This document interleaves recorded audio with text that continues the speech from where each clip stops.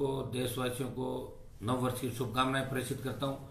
2019 नौजवानों के लिए नए रोजगार के साधन लेके आए। किसान खुशहाल राजस्थान हो, खुशहाल किसान हो।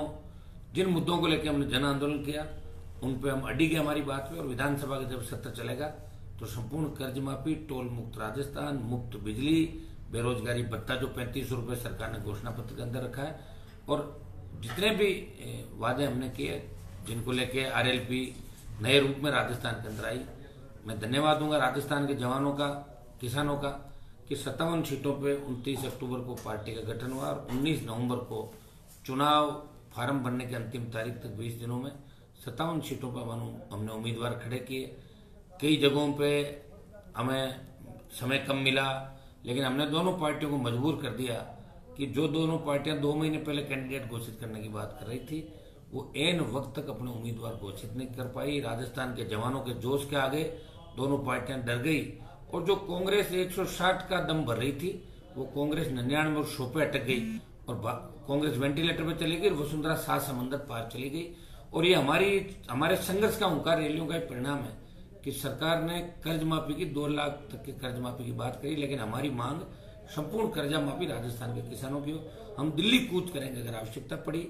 मैं धन्यवाद दूंगा किसान के बेटों का, हमारे छात्र, युवा और किसानों का, कि 2018 के अंदर, 2017 के अंदर और 16 के अंदर आपने जबरदस्त जन सहयोग मुझे सड़कों पे आंदोलनों के अंदर दिया। राजस्थान की विधानसभा के अंदर जब जनहित के मुद्दों पे मुझे निलंबित किया, तब भी किसान के बेटे बाहर सड़कों पर आंदोलन कर रहे थे, और उसी के परिणाम स्वरूप सरकार ने मुझे वापस विधानसभा के अंदर निलंबन के बाद बहाली की। मैं विपक्षी भूमिका निभा रहा था, कांग्रेस सोई हुई थी, कांग्रेस राज करने के लिए लड़ रही है, और हम जन आंदोलन के माध्यम से राजस्थान के जवान किसानों को उनका हक और अधिकार दिलाने की जंग लड़ रहे हैं। जिस तरह भगत सिंह ने भूमिका निभाई थी, उसी तरह हनुमान बेनीवाल और आरएलपी के कार्यकर्ताओं ने भगत सिंह की भूमिका के अंदर लड़ाई लड़ी। मैं धन्यवाद दूंगा किसान के बेटों का कि हर मोड़ पे आपने मेरा साथ दिया। इतना ही भरोसा आपको दिलाता हूं कि नए साल के अंदर भी आपके लिए रोजगार के ज्यादा से ज्यादा अवसर मिले, आपका लक्ष्य प्राप्त हो, और अपन लोकसभा चुनाव के अंदर भी आरएलपी राजस्थान के अंदर चुनाव लड़ेगी, नए जवानों को मौका देंगे। जिस तरह इस बार यूनिवर्सिटी कॉलेज के छात्र छात्राओं को चुनाव लड़ने का मौका दिया, लोकसभा के अंदर भी किसान के बेटों का, दलित मुसलमान सबको साथ लेके राजस्थान की 25 सीटों पे आरएलपी मजबूती के साथ लड़ेगी, और हम दिल्ली कूच करेंगे। उसके बाद आवश्यकता पड़ी तो हरियाणा, पश्चिम उत्तर प्रदेश और पंजाब और दिल्ली के अंदर भी आरएलपी के उम्मीदवार चुनाव लड़ सकते हैं। राजस्थान और देश के जो जवानों ने मेरा सहयोग सोशल मीडिया के माध्यम से, रैलियों के माध्यम से और व्यक्तिगत तौर पे भी जो जहां जहां मोर्चा इन्होंने संभाला, इसके लिए मैं समस्त मेरे छोटे भाइयों का आभार प्रकट करता हूं। बहुत बहुत आपको धन्यवाद। और इस बार आपने सामंती राज को राजस्थान के अंदर खत्म कर दिया। गलती से वही अशोक गहलोत वापिस आ गया जिसने वसुंधरा की हमेशा मदद की, लेकिन आप चिंता नहीं करें, हनुमान बेनीवाल विधानसभा के अंदर है। पहले अकेला ही लड़ रहा था, अब 3 के साथ में आया हूं, कुछ लोग और साथ होंगे। हम मिलके नए साल के अंदर राजस्थान में परिवर्तन का जो बिगुल बजाया, वो राजस्थान में जब तक परिवर्तन नहीं होगा आपके हकों के लिए लड़ते रहेंगे।